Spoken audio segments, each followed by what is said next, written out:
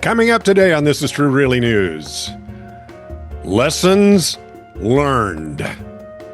Have we? Really?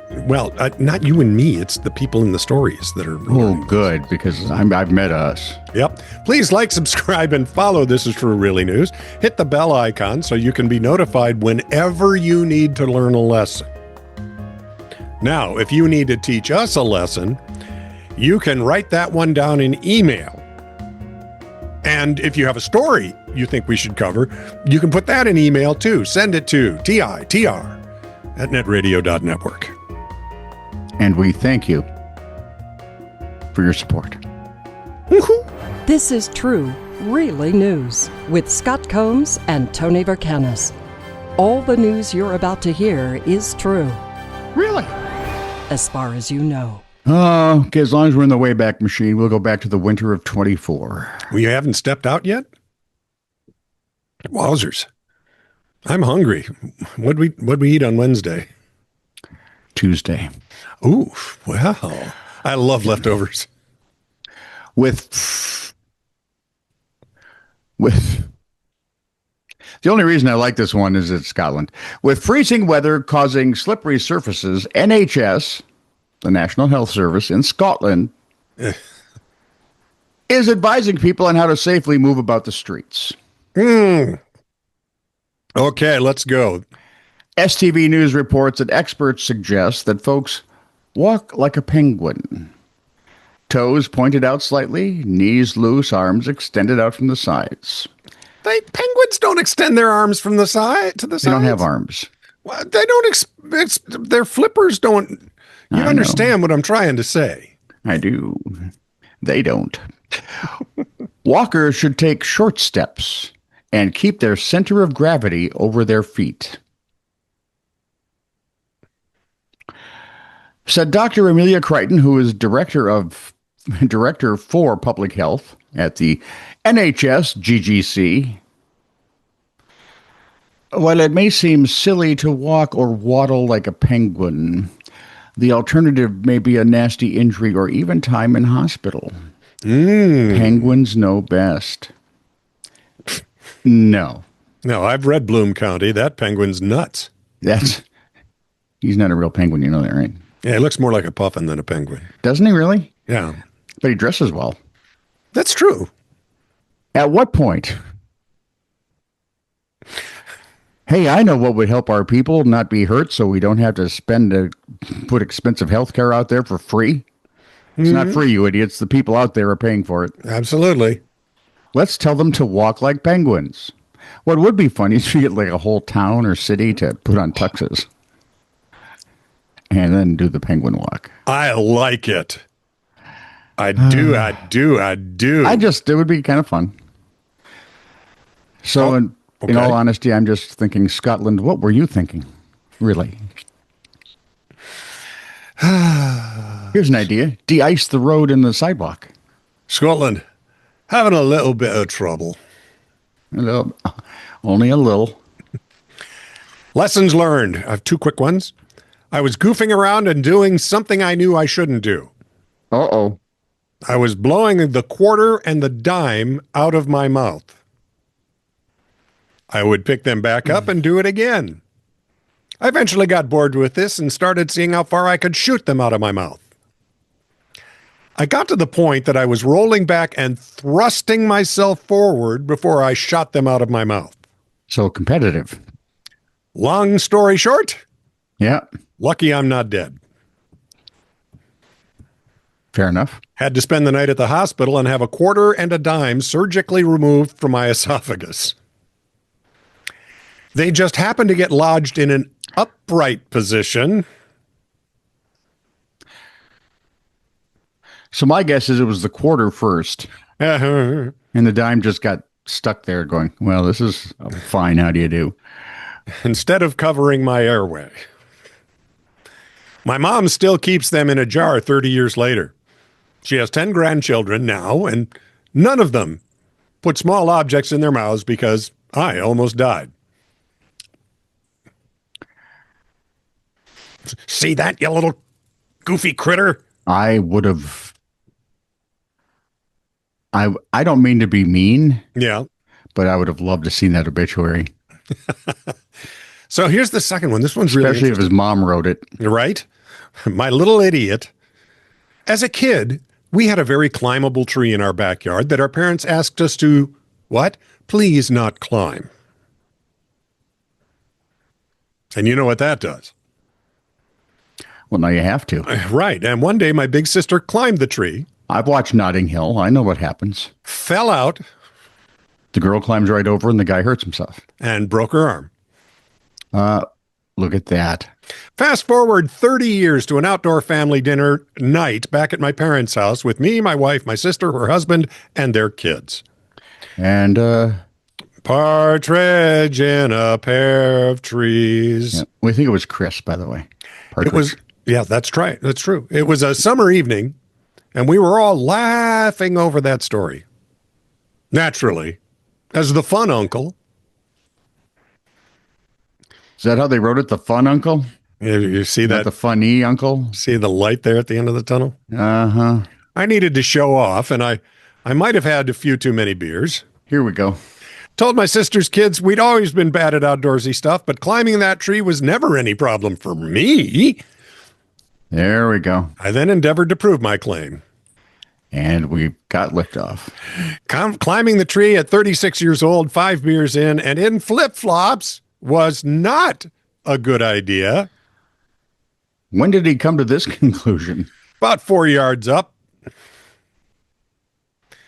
When he slipped And fell? all the way down. Did he hit every stupid stick on the way through? Oh, I'm certain of that. The kids were all laughing their asses off, and I tried to play it cool, but it hurt so bad when my wife made me go to the ER. Yep, broke my wrist. Most embarrassing moment of my life. Always listen to your mom. Moms are not idiots. Maybe you should just cut down on the beer, you nitwit. Yeah.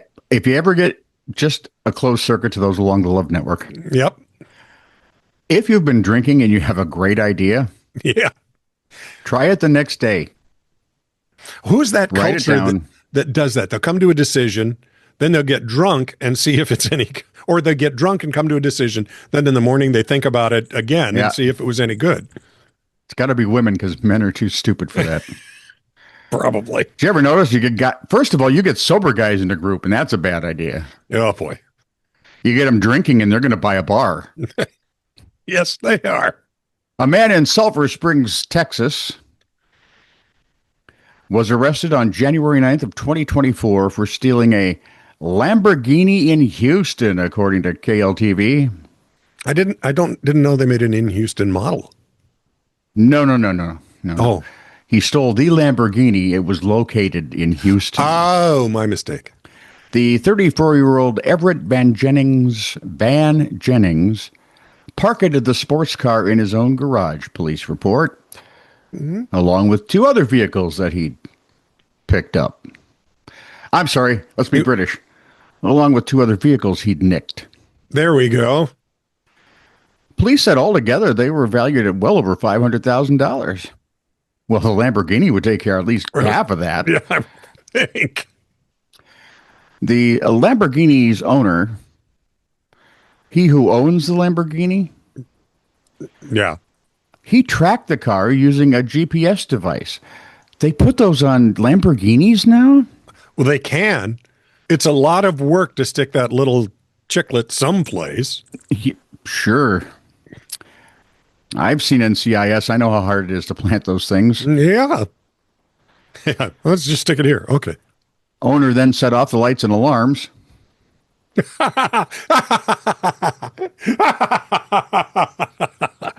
I like it.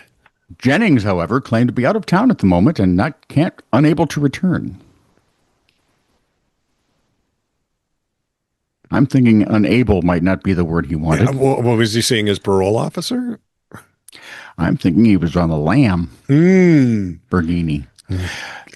Ba-dum-bum. Law enforcement got a search warrant along with the cars, found materials used in VIN swapping, because if you can swap out the VIN numbers, that makes things very complicated. Oddly, Jennings was They found him. Wow. I don't know if he actually came back home or if they went to get him. Yeah. He was charged with at least 2 felonies. We only catch the stupid ones. More lessons learned. 2 stories. Oh, I'm not sure. I ran into a trove of these. They were just fantastic. A treasure trove of stupid. Yes. First person stories. You ready? Yep. One cold, rainy California December. Are you using your radio voice? Yes. Okay, cool. I was home with the flu. You were homely? Home With Lou? Home with the flu. Oh, sorry. You wouldn't interrupt Orson Welles this way. Sure would. We had a fireplace in our family room. Once just you the would one. interrupt Orson Welles. You're such a pest. We had a fireplace in the family room, but we rarely used it. I asked my dad if we could have a fireplace so I could stay warm. He brought in some wood, started a fire, and went back to work. Soon after the fire burned down and I started getting cold, not wanting to walk outside in the pouring rain to get more wood, I decided to get some garbage from the kitchen to burn. So he's a Gen Z. I didn't see. Don't. I'm kidding. Okay, it's a joke. I didn't. This must have been some time ago. I didn't see the empty hairspray can in the garbage.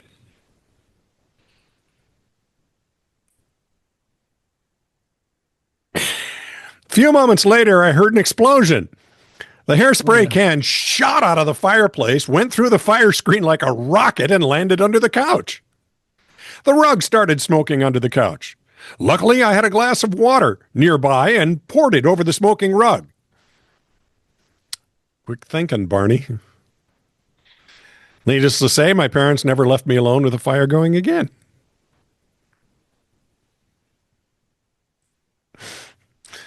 And I'm not sure I'd have left him alone without a fire going. You're just an idiot. Second story. I'd have put a little cone around him and put mittens on him and seal him. My grandparents' house was in a valley. And once after a big... Was the valley so low? Were they down in the valley? Hang on. There's nothing about hanging your head over. Oh.